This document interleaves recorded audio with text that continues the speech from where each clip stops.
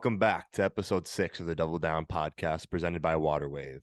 Today is Friday, October 21st, and throughout this podcast journey, I'm continually learning and thinking of new ideas. So today I'm introducing the Double Down Weekly Wrap-Up, a segment that I want to start every podcast with, bringing guests into my life and the events that occurred during the previous week. So like I mentioned, today is October 21st, which means that I am 4 months post-surgery for my ACL, my meniscus, my lateral, and my medial meniscus. 4 months is kind of a big milestone for the meniscus injury because it's, when you have an LET surgery through your meniscus, you have to let your meniscus heal for a while. So the biggest thing is protecting that meniscus. They staple and they put different things in your knee to protect your knee. So you got to make sure you allow that to heal.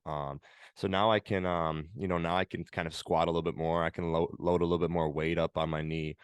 So the process now is the big strength gaining process. I have a big test coming up November 2nd that will basically tell me if I can start running or not. So, we're kind of crossing these little milestones and we're getting better every single day. So that's kind of just a update on my injury. Let's update Gopher basketball.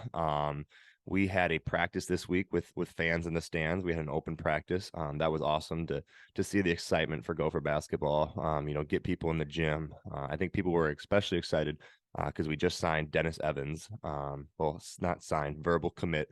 Dennis Evans, a 7'1", 4-star or 5-star recruit from California. So we're super excited about Dennis. He's going to be a huge addition to our team, especially on the defensive end, blocking shots. We're super excited about him. He's a friend of Jaden Henley's, one of my teammates here at the University of Minnesota. So we're excited to get him here. And we're all about that C2F. You probably see it if you're a Gopher fan. We say C2F all the time, committed to family. So that's what we're all about. So we're super excited about him. This past weekend, I was at a wedding down in Iowa. So I want to give a shout out to my guy, Trey Newman, who I know is listening to the podcast. Wishing him and his now wife, Allie, all the success. And it was awesome to see some of my friends like Lincoln and Josh. So shout out Lincoln and Josh. Was with my family down there. So just good quality time. And then to wrap up the weekly wrap up, the NBA season is back. The Timberwolves played their first preseason game on Wednesday.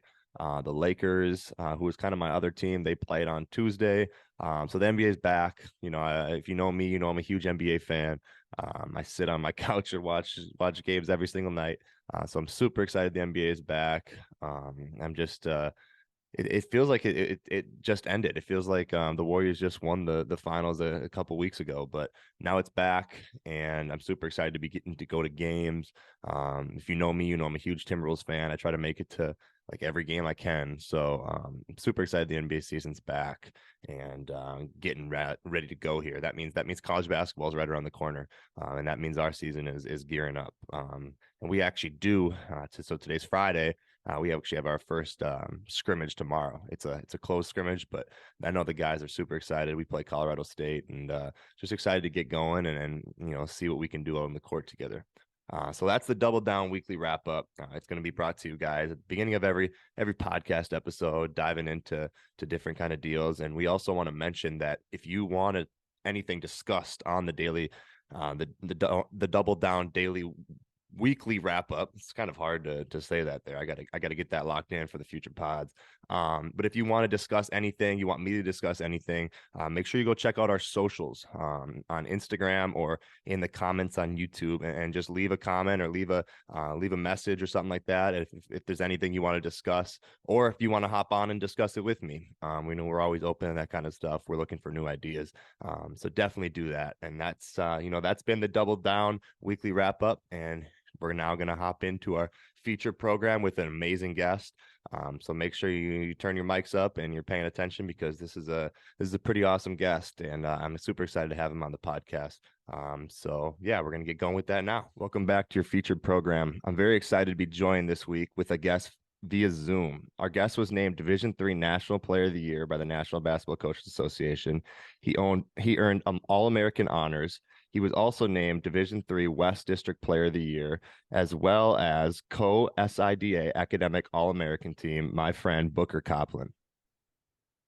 What's Booker, up? super excited to have you on the podcast. A guy that I grew up watching along my journey and seeing what you do at your level. Me being a D2 guy, you being a D3 guy. I feel like, you see those kind of people, especially when you're playing at an elite level. We're gonna get into all that, your awesome career, but I want to start with your early basketball journey. Take me through basketball growing up. Was that something that you loved at an early age, or how did basketball come into your life? Absolutely. Basketball was super strong in my family. So I think having that influence, both my parents played. I was shooting on a mini basket before I could walk. So that was the main influence on me, just sports in general, really. Um, but basketball specifically for sure was a huge part of my life all through growing up and having my dad play with me every single day, that was how I kind of really got into it. And then growing up, just continued that and having him be my coach all through youth. I mean, I played three sports, but still having those influences in the family is really what made that one stick out for sure. Yeah, no, and I was the same way. My dad coached my sports and coached me on the way up, and I feel Yeah, like you develop that kind of the deeper passion, especially when it's like you got absolutely. you got to get in the car, and if you didn't do well that day, I don't know, I'm not Yeah. gonna speak for you, but my dad was gonna let me hear it. So I think it's Oh yeah, you had to get the blunt end of all the yelling in practice in game. He had to take out all his frustrations on you. So um, you got that passion for sure at an early age. yeah, you develop the thick skin too. You're allowed Yeah, to you yeah, hear stuff that maybe some of the other teammates don't hear, but it's all in love exactly. for sure. Yeah, exactly.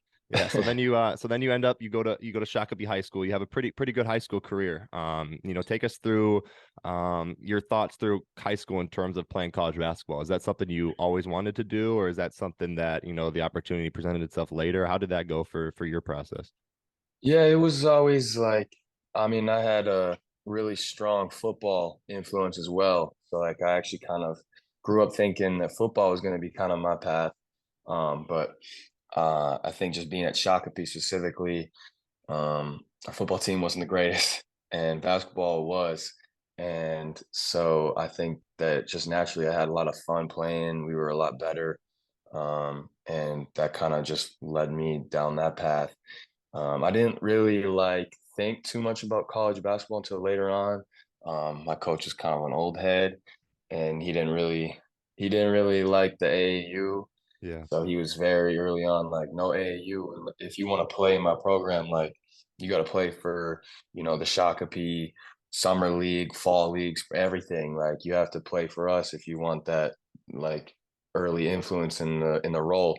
And so I think that eventually he kind of came around before my senior year that summer where I was like playing really well. Some colleges were interested, and I was like, I think I might want to play. He was like, all right, you should probably join an AAU team. He came around, and so then I literally played for like three tournaments in the summer before my senior year, and had like all the MIAC, Hmm. some WIAC, Wisconsin school, D3 schools were really interested, and that was kind of like, all right, I think I want to, keep playing, but nothing higher than D3 really. I could have walked on somewhere, but I really just wanted to play. I think that Yeah. was my main thing. I just loved playing and hooping, and I wanted to come on and right away just play. And school was really important to me at that time too. So I was like, D3 would be perfect.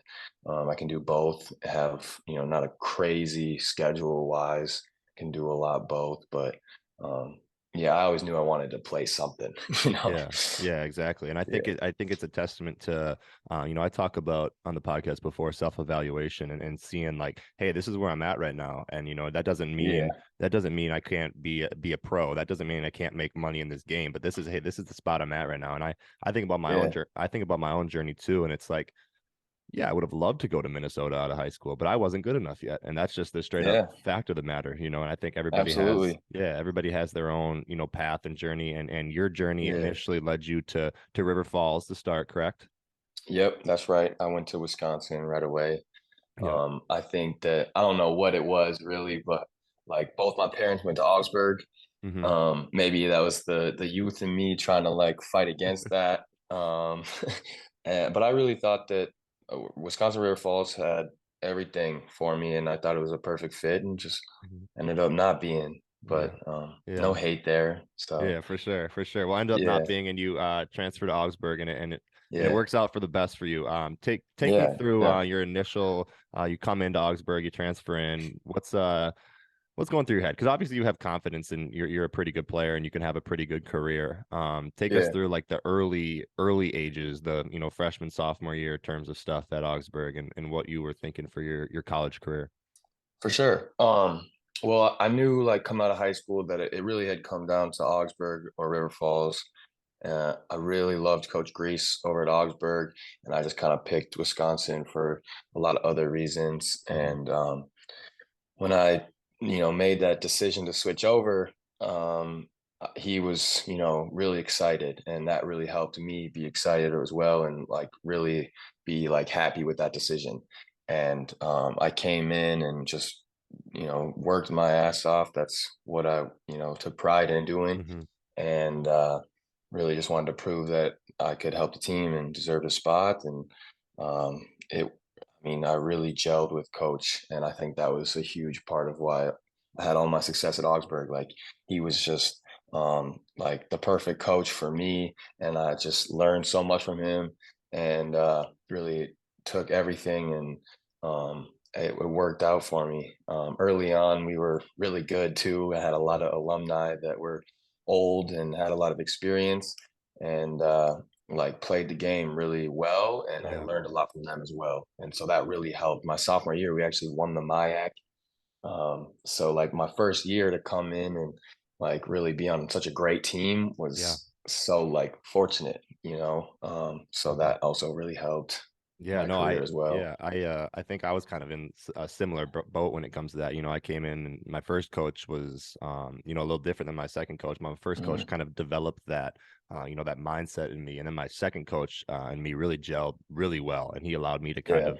I think if you have to have that, you have to have that that top down support, and that's what I think is so awesome here in Minnesota too. Is like for sure. if your coach doesn't believe in you as a player on the court, it's going to be tough to believe in yourself. Oh, absolutely. Yeah. So kind of speak about that. Is that something that kind of went into your college career? Like, obviously we'll talk about the crazy numbers you put up and all the success you had, but do you agree that kind of starts at the top? Is that something you had in your Absolutely. career?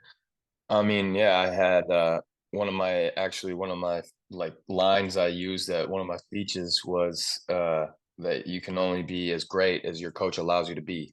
And I think that that's really holds a lot of weight. I went through a lot of struggles through high school, battling with my coach all the time, and it was really frustrating. And so to come and find a coach, a mentor like Greece, just it finally felt like so good to have. And yeah, I think that that changed everything about my game. And I was really fortunate to have that. So I Yeah. totally agree. No, yeah, and it clearly worked out for you. You go into your last year, which is 2019, 2020, you average, 24 a game. You guys have a pretty successful career. You're named to, every list you can be named to, in Yeah, terms of, national player of the year. There's only one guy that gets that, and that's you. right, right. Take us through that year. We'll get into to after that after, but what was that year for you? What was that year like for your confidence? What was that year like for you as a basketball player first? Yeah, well, that first, I mean, my junior year was we were coming off a MIAC championship. We had lost a lot of seniors, and we were looking like, we're young, but we have talented guys. And Yeah. so we're gonna still shift a little bit more into, more scoring from me instead of more of that role.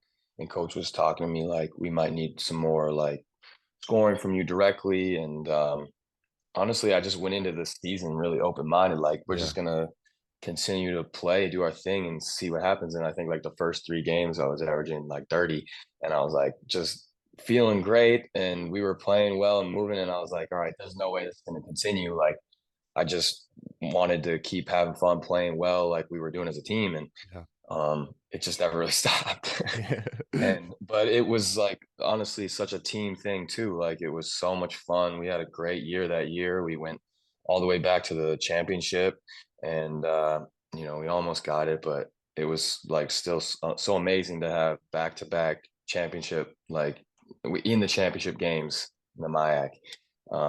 And then senior year was more rough, but still had a great year, great Mhm. team, and dealt with some other things going on, some injuries there. But other than that, we still like ended on a super like 3-year run Yeah. where we were in the playoffs, fighting for a championship every year, and I'm super proud of that and all those guys on those teams. Yeah, So what part of that what timeline, what was the timeline like in that 3 years run that like, hey, I'm gonna be a professional basketball player? For those of you that don't know, you are you're over in Germany in the Bundesliga Pro B playing over there and which is a really great league. At what point did you realize like, hey, I can make money doing this thing? well, yeah, that was part of what like brought me to Greece way back when he was recruiting me. He was like, "Hey, I have actually some connections overseas." And Yeah. at that point, that was a crazy idea to me. Like that's so far down the road, but still, it's like kind of fun to think about.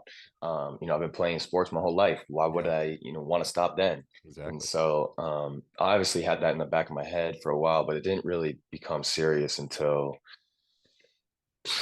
through like during my senior year a little bit, but really not even until like the end. Yeah. But I think that when you start to go through the mental process of like this has to end at some point, you kind of fight back. You're like, no, I don't want this to end, Yeah. and it's like who I am. It's like a huge part of my life. I don't want it to stop. Hmm. So then and you want to prove that you can play at the next level. You have that competitiveness in you, and so I think that it just slowly over time kind of developed. Like, yeah, I'm gonna try and see what happens. I got Yeah. nothing to lose now. Might as well try and keep playing and use his connections, use his experience, other guys that have before, and see what happens. Yeah, and I think you talk about the competitive side. Obviously you're a competitive Yeah, guy. I see, I've yeah, seen it in the programs. I'm a competitive guy. You yeah, have that. You kind of have that like innate thought in the back of your head, like, yeah, maybe I was a D3 guy, maybe I was a D2 guy, but hey, watch me go make more money than yeah, you did playing basketball. And it's that yeah, competitive spirit. Is that something that you kind yeah. of that fueled you? I had totally like a little chip on my shoulder. Like Yeah. I was way under the radar in high school. Like, I mean, I wasn't D1 good coming out of Hmm. high school, but you have that little like chip. Like I can still play with you guys. I can Yeah, still show that D3 is good basketball. There's for sure. great hoopers that come from there, and Yeah. so you want to prove that for sure.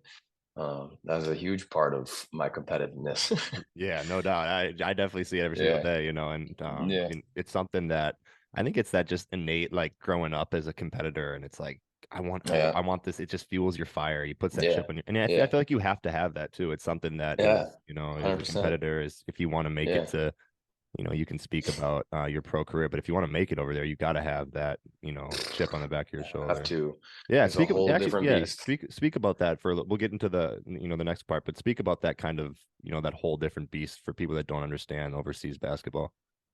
Well, I mean, I definitely did like my research, and went into it, looking up other guys, other people I talked to that have connections overseas, and using my coach's resources.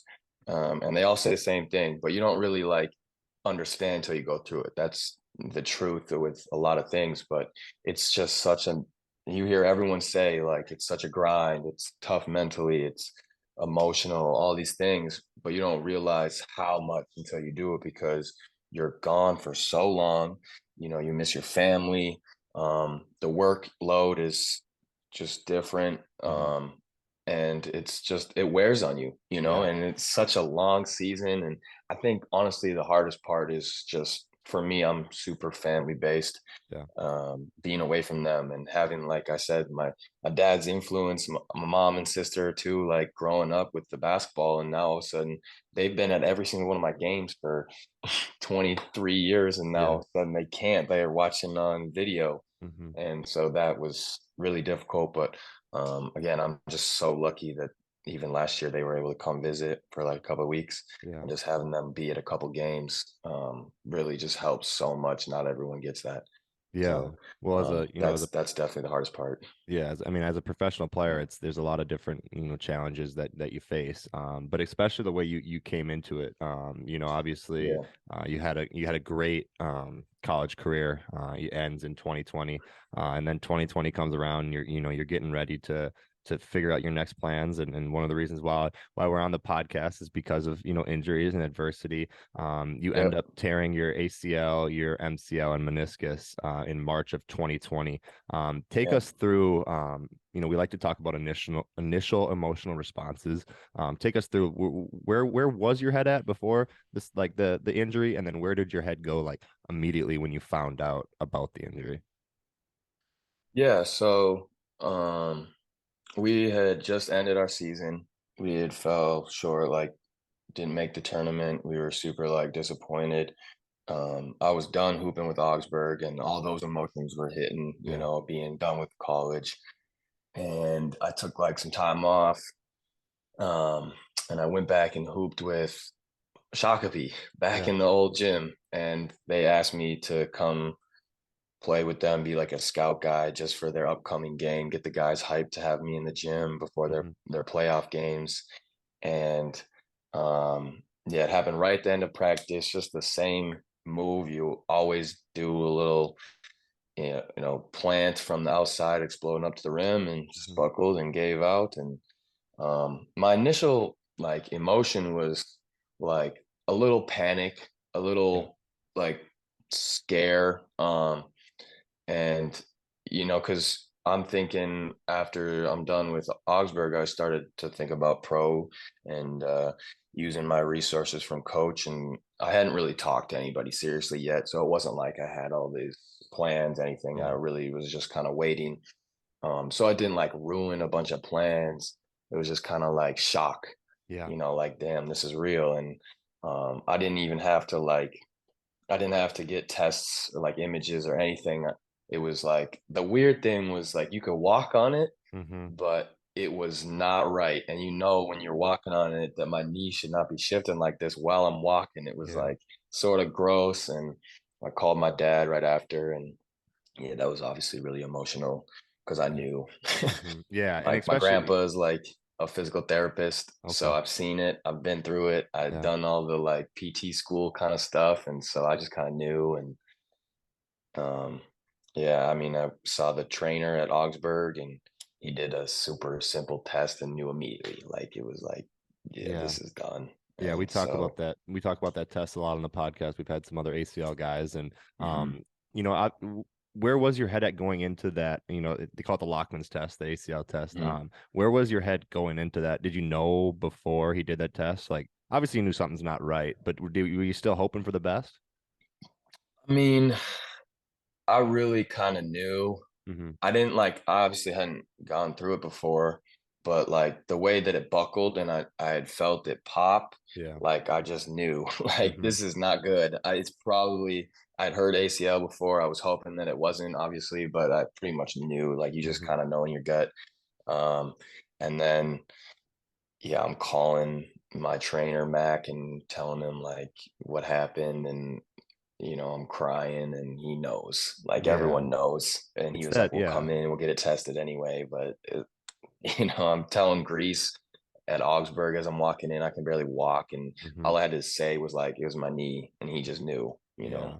It's everybody that just kind gut of knew. feeling. It's that gut feeling. Yeah. I talked about it before on the podcast. It's like until you go through it, you don't know what it's really like. It's like this something like internally just tells you like, hey, Yeah. you messed something up. I knew it right away on my Yeah. first one, and then I knew it even, more on my second one. I was like, oh Yeah, dang, I like mean, I can't imagine having gone through it once already. I'm sure you even more know like mhm. this is the same thing. Oh I'm yeah. sure. Yeah, I talked about it before on the podcast, but I just went to pass the ball and my knee buckled, and I just looked at coach and I was like, I tore my ACL again, and it was like, Yeah, and they're like, "Come on, can't you like just yeah, wait? Like yeah, just be positive." stay positive. It's like, no, bro, But this is torn. yeah, Like I'm a hundred yeah, percent sure it's torn. yeah, Like yeah, now I have to go through 14 more months of this and that. yeah. But anyways, you end up, confirming that it's torn. You go in and get surgery.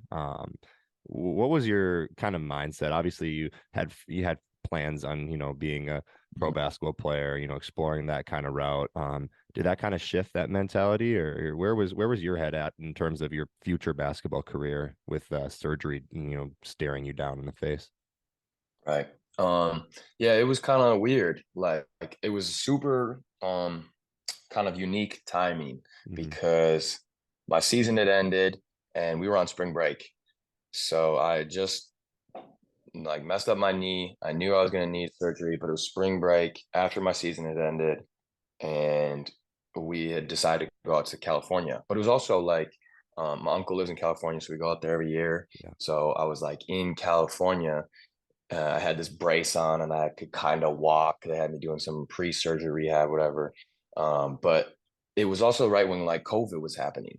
So all this like games were getting shut down. Like the Maya had shut down their playoff schedule, and the airports were even like shutting down. Like, should we even go to California? All these yeah. things, like all these things are happening like that week that I tear my knee. Hmm. And they're like, the flights are getting canceled. And I'm like, wait, what? The surgeries are getting canceled. Like I'm on the phone with the doctors and stuff, and they're like, look, you need this surgery. You do not want to wait for whatever is about to go down. Because at that time, you didn't really, you knew what COVID was, but you didn't know how serious it was about to Yeah. be. Hmm. And they're like, we need to get you in. So I was like 3 days into our Cali trip, and they're like, we're gonna get you the last surgery that we're gonna before everything shuts down. You need to get back. So we like flew home, ended the trip early, Yeah. and I got the last surgery before COVID happened at TCO, and so I was just super lucky again. Otherwise, I've been Hmm. sitting there another couple months, Yeah. and so it was sort of like a distraction in a way. And then COVID hit, and in sort of a weird like selfish way, I guess it was like so lucky to Yeah. have that timing. Hmm. Obviously COVID was really devastating, and but it helped with my like just being stuck at home. Everyone was. Yeah. Everyone had to sit there and do what I was doing. Yeah. And so my mindset was really not like I wasn't too focused on the future. I wasn't thinking about basketball too much. Yeah. Make just being with my family too helped a lot because everyone was just at home. No You doubt. know, I Yeah. didn't have to deal with like trying to go to class on my knee. Everyone was going through all this stuff. We had a whole bunch of time off, so it was just made it like easier for me Yeah. selfishly, I guess. But Yeah. I think so that yeah, it was a definitely, really weird thing. yeah, it definitely helps your mental health when it comes to, Yeah. the fact that, other people are, on basically on house arrest. Right. This is, Yeah. because I Yeah. think we kind of forget how crazy, the It was initial of wild. COVID Yeah. was. Yeah. No And one was hooping. I no, feel like no, some of the no one. struggles is like when you're like can't do anything is watching everyone else be able to hoop, and no one was. So I was like, all right, well, Yeah. that probably helped my mental a lot. Yeah, no, you're like, I'm good. I can Yeah. just relax. I Yeah. remember, my second one, it was like it was during summer workout. So it was extremely tough because I was like, everybody's out there hooping, like, Yeah. I'm coming off the second one, like this sucks, man. Yeah. I was at home in Yeah. Matamidi and all that kind of stuff. But Yeah. you get through the dog days of Yeah. the injury. Kind of talk about those dog days, when you can't walk and you can't get out of bed. Where did your mental health go, and like what did you rely on to like kind of get you through those days? Oh man, those are tough. There's a lot of pain. Like Yeah. that hurts. But again, I think just having my family there for me just helps so much. Yeah. Having living at home and really like relying on them to help me with everything. It's embarrassing, like needing help to go to the Yeah. bathroom Yeah. all the Yeah, bro. time, but like having them just made it so much easier and really helped me through that whole process. But obviously, you're still like you're just down, depressed. It's Hmm. like really hard. You distract yourself with a lot of things, playing cards, watching stuff. You get sick of video games and Yeah. movies. So, luckily we were able to play a lot of card games and Hmm. just do other things to help distract you. But obviously, I think that you still gotta like face every morning. You wake up and you're like, damn, I still got so much left before this starts to get better, Yeah. and makes it really tough. But I mean, I don't know. I think that just like doing at least the little things, Yeah. even just strengthening the little muscles that you can't even move your leg, but Yeah. you can just flex it, and just Yeah. doing those little things having something to do kind of helps Right. you stay focused on something, you know. Well, I think you kind of hit the nail on the head when you talk about like Yeah. facing it every day. It's Yeah. obviously you want to distract yourself with, the downtime, but every morning you wake up, it's like, okay, here's my next battle. I mean, especially with Hmm. with training house and TCO, you have, what you Yeah. what you got to get done each day, and it's like, hey, I gotta face this battle, I got to get it done, Hmm. and that's okay, and then I'm gonna get through it. And I'm gonna get to, hang out with my Yeah. fam, and hopefully mom makes something Yeah. nice for dinner tonight. All that, Yeah. all that Yeah. kind of stuff. Talk about Yeah. facing that rehab from a physical standpoint. Obviously we talk a lot about mental here, but like what was Yeah. the physical like initial responses out of, surgery? Yeah, I mean, you're like, well, my grandpa, just to preface, is a physical therapist. Hmm. So I had gone through, like, I was thinking about being a PT myself. So I had done a lot of like rehab hours, done a lot of experience hours, volunteer hours, stuff like that. So he was on me right away, had a lot of stuff, and just having that, I know that in the back of my head, like if you go through these processes the right way and you really put your mind to it, like you can come back from it, and Yeah. that's what my helped me so much. Like I'm in pain, and I feel like I need to do something about it, and Hmm. so luckily no one was using the game readies at Augsburg because COVID. So I had one of those and I was Perfect. game readying all the time, getting All the the ice on time. it and just always wrapping it, always doing something and just diving into that Yeah. so much that the hardest part was like doing nothing, Hmm. like when they tell you you're going once a week at that point to see them and they're like, just don't do anything, like just rest. And that's Yeah. like the hardest thing is like, I'm just sitting here in pain, Yeah. but I can't do anything. They're like, Mm. just don't move it, Yeah. And for me, it's easier to just be like, well, I need to do something, Yeah. Take your mind And off of it so, too. Yeah. yeah. So I guess at that point, you're just stuck with it. And that's when you really have to face it and just embrace it. I've gone through some meditation classes. I really got into Awesome. it big then. Mhm. I use the Calm app a lot, and Yeah. that's actually kind of like helped me with basketball then in the future. Like No doubt. um, just using some other resources that people look into. A lot of athletes have talked about meditation, and I've Hmm. read books on it, took some classes on like Buddhism, other things like that that just kind of piqued my interest and just to help the mental so that you really just feel strong enough to face it. Yeah. And that really helped a lot. Yeah, well, you And have I so much mean, free time too. It's yeah, like that's I, true too. for me, it was like, yeah, you can't, like the doctors Yeah. and PTs are like, don't do anything. So it's like, okay, I got to do something. I play Yeah. basketball all day, so I got to do something. But yeah, I did the same thing. Yeah. Getting into that Calm app, getting into different meditations, all that kind of stuff. Yeah. It Yeah. definitely can change the way you look at things for sure, and it's Absolutely. something that helped me a lot. So you get through Yeah. the initial dog days. You're back walking. You're at training house.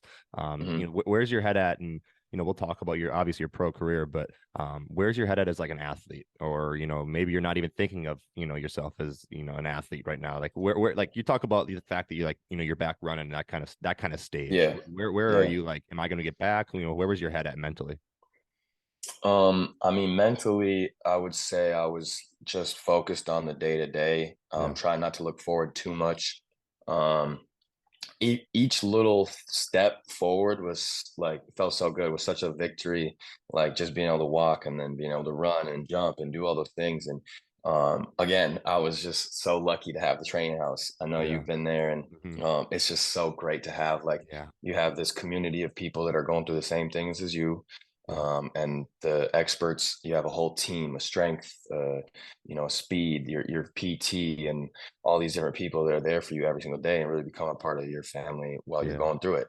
And so as an athlete, like you can also relate to a lot of like, well, this is what I'm having. This is my tendonitis. This is the muscles that I'm working on building. Yeah. These are the same exercises I see 15 people doing in training house, Yeah. and so you really just kind of get back into uh, getting excited about just little things. And so that brought me to JD too. Yep. JD Jones was Hmm. another blessing, and having him kind of have that basketball side still Yeah. in the train house because you got all those guys that are experts in knee stuff, but he was the one that really like helped me like, all right, we're gonna build you back into a basketball player too, Yeah. because it's a lot of work and you got to have the right movements and building confidence in those movements. And so he was just amazing to have, kind of get me back into the basketball mindset, instead of just like a athlete recovering, you Yeah. know. Yeah, for And so sure. that helped a lot, Yeah, well, for sure. there's so many amazing people there. Yeah. I kind of joked last week. I was like, Training House should be sponsor my podcast, but at the same time, it's like,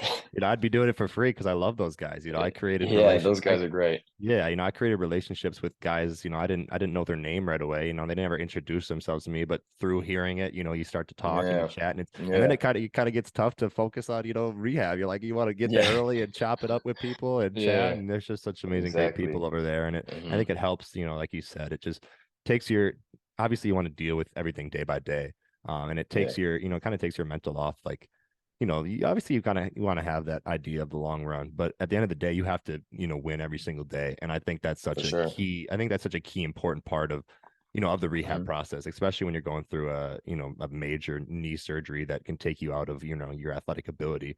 If you're able to win each and every day, you can go to sleep that night happy, Absolutely. with the Absolutely. way you've gone, You felt like you accomplished something, and exactly. it even like, that's what I'm saying. Like the hardest thing is when they tell you take the day off, don't do Yeah. anything. You feel like less So accomplished hard. that day, but it still is like you got to be able to accept that, Yeah. okay, I rested today, and that even was a win today, And you you have to know? be able to do that too. You have to allow your body Yeah. to relax because Hmm. you talk about your Yeah. leg. There's so many different things going on in a leg that, like, yeah, we're Yeah. focusing on this knee, but like, hey, my hip might hurt, my Hmm. ankle might hurt, like this kind of little Yeah. stuff. And Yeah. It's you all know, connected, for sure. exactly, for sure. And you So have, I don't know if like maybe you had setbacks or anything, but there was a point too where like you start to get better, and then you mhm, have flare ups, your knee yep, starts to hurt, and it's mhm, like, why am I not getting better? yeah, And that's the most frustrating thing. And if I didn't have the train house people, like I would have probably just let it spin, spin out oh, of for sure, control, and you're just like,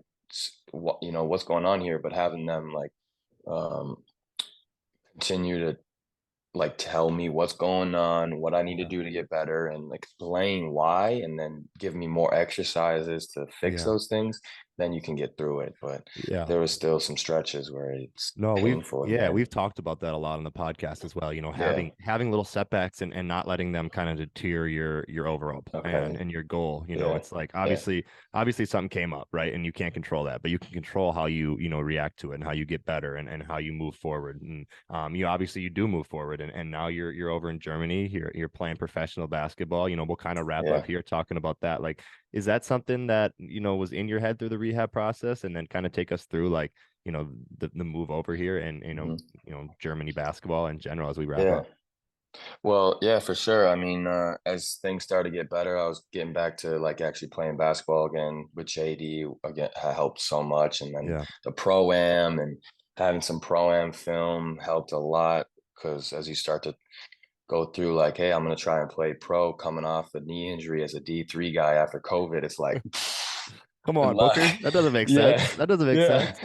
good luck. But I had a team here that I was fortunate enough to take a chance on me, and ended up having a great year. But I mean, man, it was a frustrating year. There's a lot of ups and downs. It's a whole Yeah. nother battle, learning, adjusting, and not even like just adjusting your game style, but also like it's my first full year after a Yeah. knee. And so all these things made it like, again, emotional. I had never like cried after a season so much, but it's because you feel so much that I put into this, Yeah. and to not only have a great year, but also go through this playoff run that we had last year with these guys that I bonded with so much, Hmm. to then make it to the championship last year and move the team up a league. Like it That's was awesome. waterworks after Yeah. those games, because you just put so much heart, passion. You think of all the grind that you did through your knee. You think of all the grind of your whole life, and it all comes out because you just care Yeah. so much, and you Yeah. just love the game so much. And that's why I'm here sacrificing family time and all these other things, that Yeah. I'm here for just this one reason, that's basketball. And I had some success. I had a taste of success, and what I did paid You want off. And more that was now? just, yeah, Yeah, yeah, for sure. yeah. So all that came out, and I'm also lucky that the team wanted me to come back after last year. We got moved up a league. So Super exciting. We're 2-1 now in the higher league, the second league of Germany, and we're Awesome. proving that some of these Pro B guys can hoop. There you So go. There you go. yeah, yeah. No, So that's we're awesome. excited to be back. Yeah, Yeah. No, we're happy. We're happy for you, Booker. We're super happy. You got through what you got through. I think your story is such a unique deal, and it's something that can be inspiring for a lot of young athletes. As we wrap up, we got a couple minutes here left. Kind of just we like to finish with like a kind of like a motivational kind of thing. If there's a kid listening to the podcast, or if there's somebody that's kind of in your shoes, what would you say to them if they're going through, maybe it's an injury, maybe it's adversity in their family life, so right. something's making them struggle right now? What's your advice to them? Ooh, that's a good one. Well, I guess I would just like mainly just focus on what it is that you love. Like, Hmm. is it the daily grind that you love? Is it the when you get in the arena and you see the lights come on and all the fans watching and you hit a bucket and Yeah. you feel the chills go through your spine? Hmm. Or is it like the what being with your buddies in the locker room? Is what is it about the Yeah. game? What is it about what you're doing that you love? And Hmm. just think about that every day. Hmm. Focus on that when it gets hard. And then that really just helps you like realize what you're doing is worth it. And that is by far what's gotten me to where I'm at today. Just Yeah. focusing on that. And obviously there's luck, fortune being handed who's in your circle and the Hmm. path that you're given and just taking it. So Yeah. No, that's awesome that's advice. what I got. It's awesome Yeah, for advice. I sure. think if For sure. once you realize what you love, and it's hard to Yeah. it's hard to stop loving it once you love it. And Yeah. obviously you're a testament to Yeah. that, playing, professionally. So Booker, Thank you. thank you for coming on the podcast. We really appreciate it and love hearing your story. It's been Thanks for having me. episode 6 of the Waterwave podcast. I'm Parker Fox. Say your name. Booker Coplin. And we appreciate you guys listening. Hey, Make sure you tune in next week. You can find the podcast across all platforms: YouTube, Apple Music, Apple Podcasts, Spotify. Make sure you guys tap in and check out our socials on Double Down on Instagram. We thank you guys for listening. And it's been Parker Fox, and I'm out. Peace.